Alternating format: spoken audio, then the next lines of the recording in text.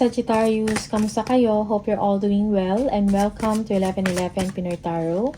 In today's reading, tingnan natin ang inyong romantic love situation. Ano yung energy ng person mo towards you or towards the connection? Please subscribe, like, comment, and share. And please tap the bell for updates from this channel. Maraming salamat sa inyo, Sagittarius. Energy ng person mo towards you and towards the connection.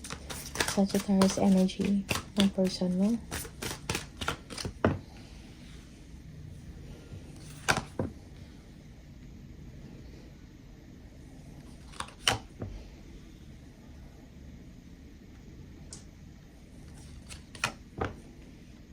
Okay.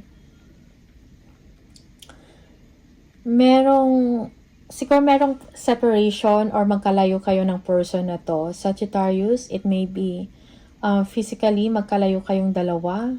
He or she may be miles away from you, okay? Or siguro nag-work to sa abroad or he or she is residing from other country, okay? This person, parang hindi ka pa rin niya nakakalimutan. There is hope, no? Merong hope pa rin sa kanya deep inside na gusto ka pa rin niya, okay? Like kung meron mang pagkakataon or opportunity na magkita kayong dalawa, no? Gagawin niya, okay? Although this person is moving on in his or her life, but then hindi ka pa rin nawawala sa isip. Okay, kumbaga, meron pang chance, no? Or, yeah, hoping yung person na to na someday, kung kayo talaga ay kayo, no? Magkakasama kayo uli. Okay? Your person is trying to heal right now, no? From the separation, kung meron mang emotional distance na nangyari dito. Okay? Merong, ano din parang merong guilt feeling sa part ng person mo. Okay? He or she should have acted nung may chance siya, no? Na ayusin pa ang inyong connection. Okay? But then maybe it's too late already.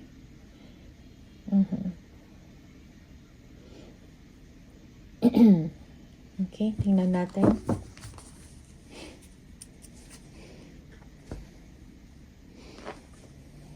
Siguro broken talaga yung person mo. That's why tinatry niya mag-move on, na mag-heal siya, no? Pero hindi ka pa rin niya nakakalimutan. Meron pa rin hope sa part niya. At merong panghihinayang. Okay?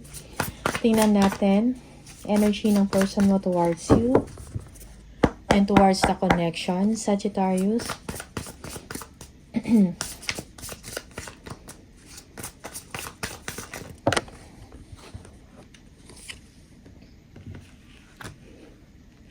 Okay.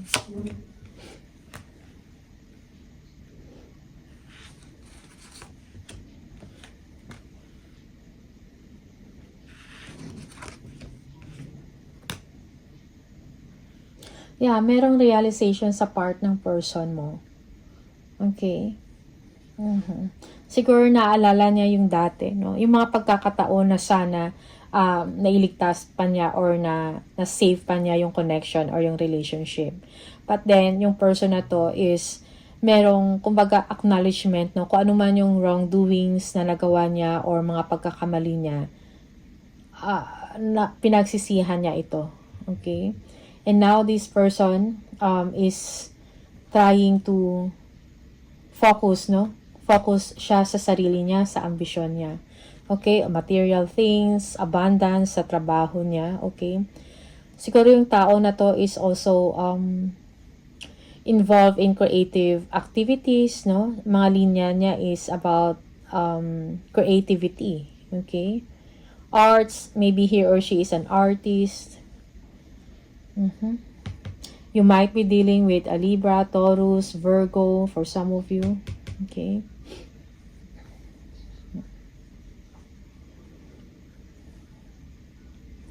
Tingnan natin. Yeah, parang promising yung future ng person mo, Sagittarius. Okay. But despite of that, emotionally, this person is healing, no? About sa inyong dalawa. Okay. For some of you, this person, Yeah, maybe this person is in a relationship already, okay?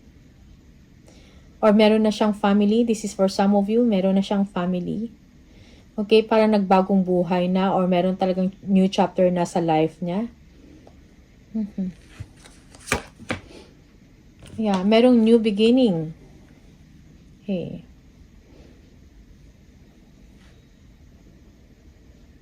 Merong new beginning sa kanya or fresh start na nangyayari. Most especially when it comes sa trabaho niya, sa career, or even in the family, no? Oh, or nag-uumpisa pa lang to na magkapamilya, something like that. No? Yeah, for some of you, there is parang walang communication dito.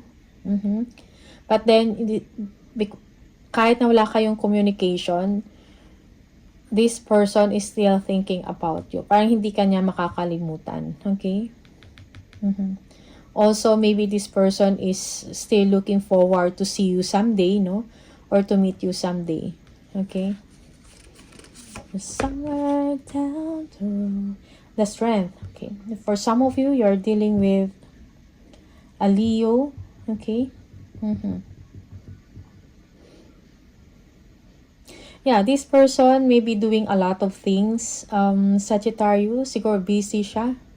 Okay, madami siyang ginagawa. Okay, madami din siyang mga ganap sa buhay. This person is a strong person, attractive, magnetic, something like that. Okay, and it seems that this person is very strong, no?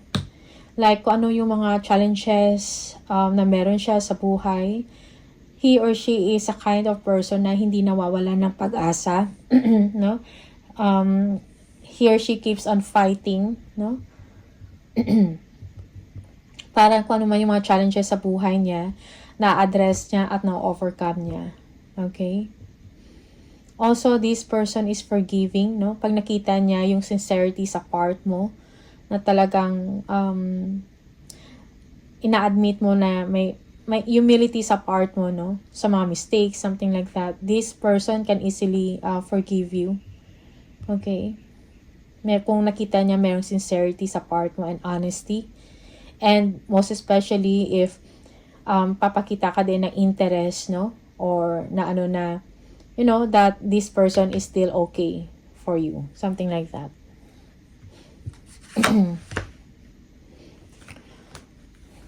Page of Swords. So this person, Sagittarius, may be,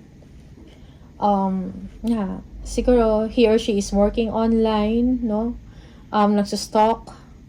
Or this person wants to know kung ano nangyayari na sa buhay mo, kung meron ka na bang bagong family, something like that. Okay? He or she is getting information about you or curious about, naalala mo pa ba siya? Curious kung gusto mo pa rin ba siya or interesado ka pa sa kanya. Okay? Something like that.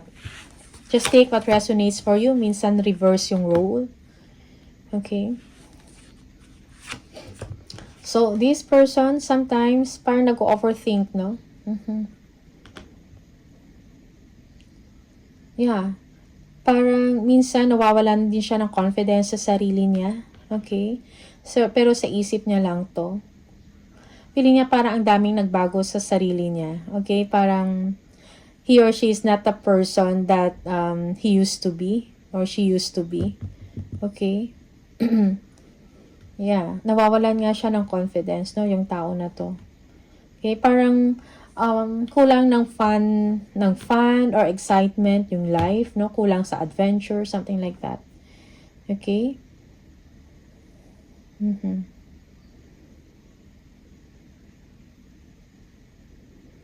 Yeah. Seven of Pentacles.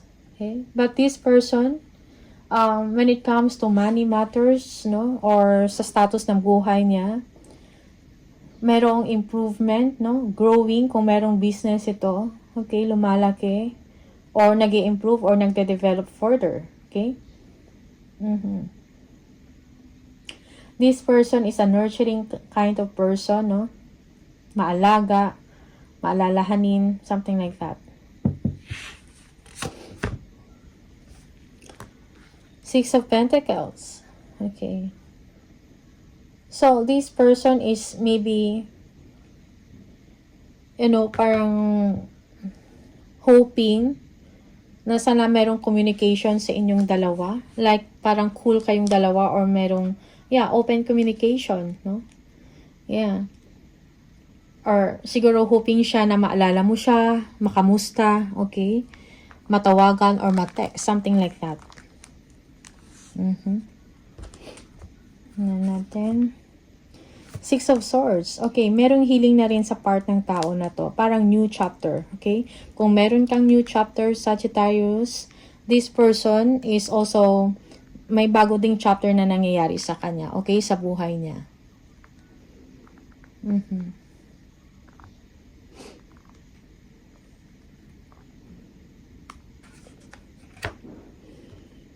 Okay.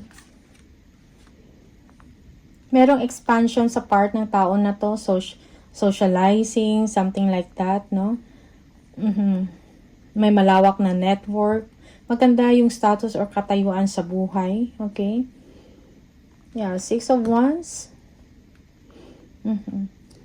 Okay, so it seems that this person, like, siguro maayos yung, kung involved siya sa creative or sa arts, he or she may be doing well, parang nakafocus lang siya doon.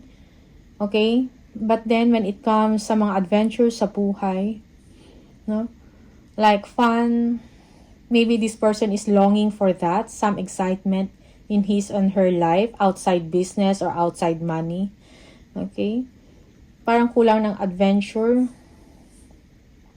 Siguro this person is sometimes lonely or nag-overthink, no? Yeah, Queen of Cups. This person is intuitive, no? Malakas yung intuition nito, okay? He or she is a loving person. Yeah.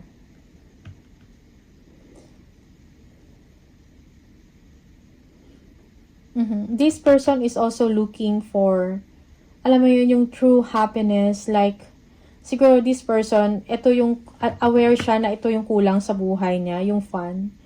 And gusto niya ma-elevate, no? Yung status ng life niya in a sense of, fun, excitement, or exciting things, no? Sa life niya. Adventure, something like that. Okay?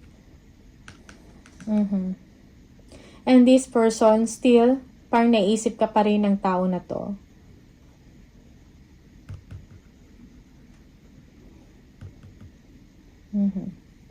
For some of you, you are dealing with a Cancer, okay?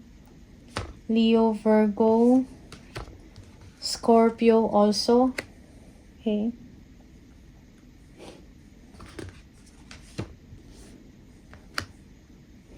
Yeah, this person, parang, this person is a renewed person. Like, kung meron mo siyang mga hindi maganda na ugali or na ginagawa dati, misbehavior or misconduct, no? Sa life niya. This person, merong ending doon. And this person has changed already. Okay? Yeah. There may be someone in his or in her life. Maybe a water sign also. Okay.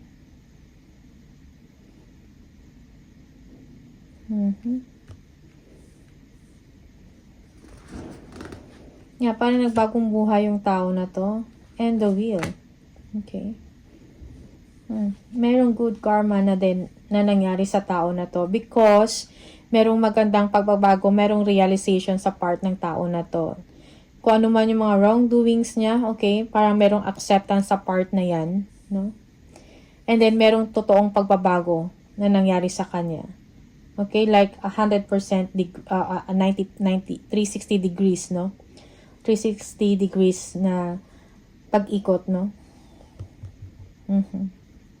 And now this person is developing himself or herself, no? Parang he or she is trying na magkaroon ng balance, no, sa buhay niya. Okay? When it comes to fortune, sa money, tuloy-tuloy yung success, no? Yung magandang pagbabago sa buhay ng tao na to. Okay? Sagittarius.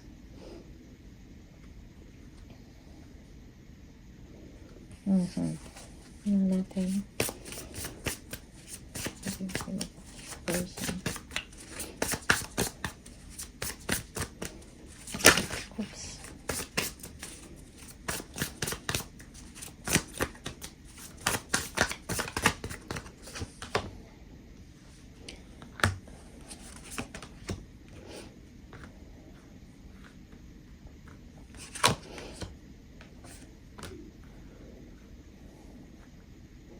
Yeah, okay. So, like Sagittarius, you are seeing the truth or kumbaga, meron ng clarity of the situation para sa inyo.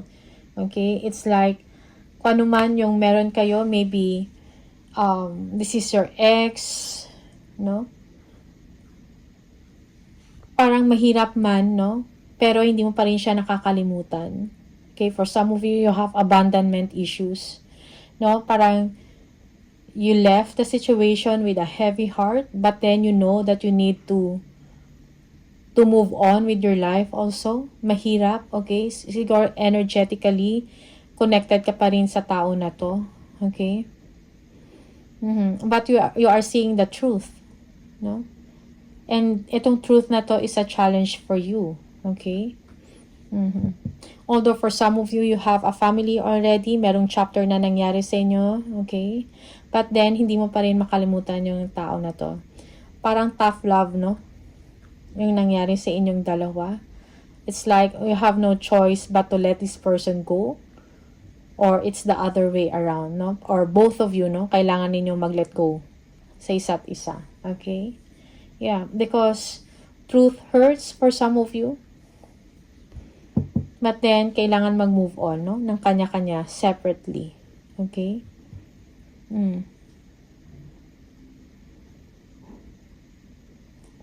Alright.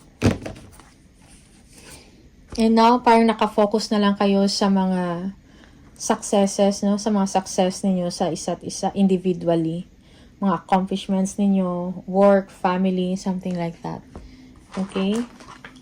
Career, business, kung ano man yan. Sa mga individual ninyo na mga developments, no? Nakafocus na lang kayo doon. Okay? Tingnan natin.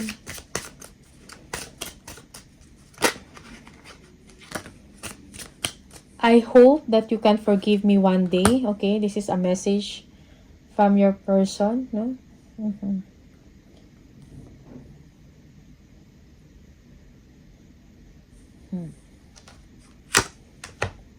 I left you before you could leave me. Okay? Merong ganong energy. No? Maybe this person, like, bago mo pa siya iwan, siya na yung unang umalis, no? In the situation. Okay? And he or she is hoping na ma-forgive mo siya one day or someday. Okay?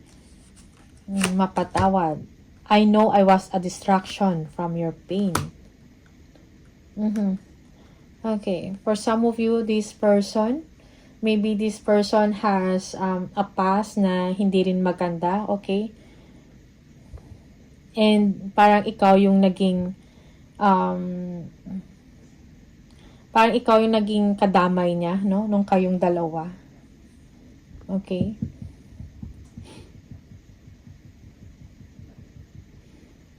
Or for some of you, ikaw yung meron, no? Kung meron kang issues with your person dati or with your ex, no? Parang yung person na to, parang ito yung naging karamay mo or yeah, parang ito yung nagbigay sa inyo ng happiness, no? A happy distraction, okay, from your part. But then, yung ending, hindi rin kayo nagka-tuluyan, merong separation, okay? Yeah, this is for some of you. No? Just take what resonates for you and leave the rest yung mga hindi para sa'yo. Okay, Sagittarius? So, these are the messages for you. Maraming salamat and see you on the next video. Bye!